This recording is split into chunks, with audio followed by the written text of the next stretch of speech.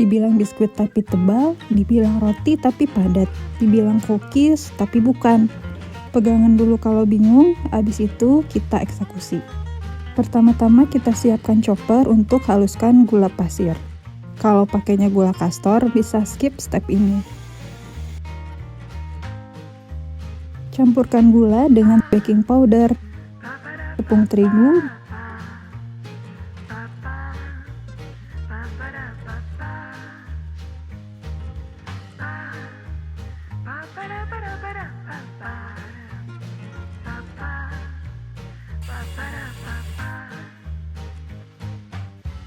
dan mentega atau butter dingin. Dari step ini bisa dilakukan manual pakai pastry blender, spatula, atau apapun, yang penting nggak langsung kena tangan. Apalagi yang tinggalnya di daerah yang suhu ruangnya cukup panas.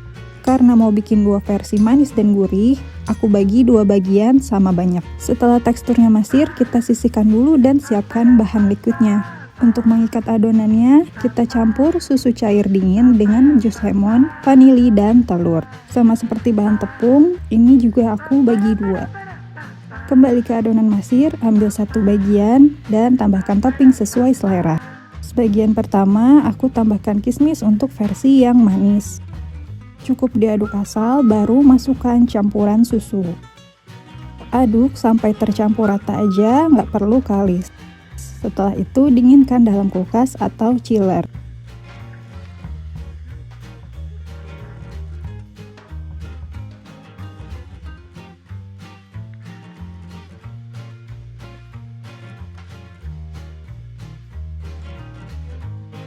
Untuk scone versi gurih, aku tambahkan bubuk parsley, bubuk bawang putih, sedikit garam, dan keju yang dipotong kecil-kecil. Kemudian ulangi step sebelumnya.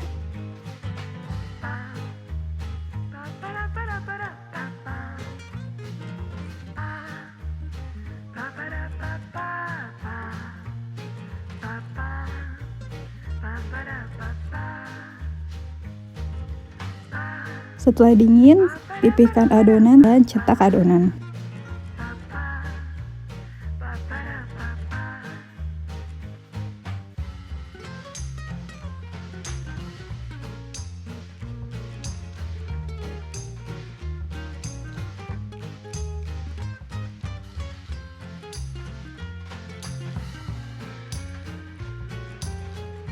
Lanjut olesi permukaan atas dengan egg wash sebelum dipanggang.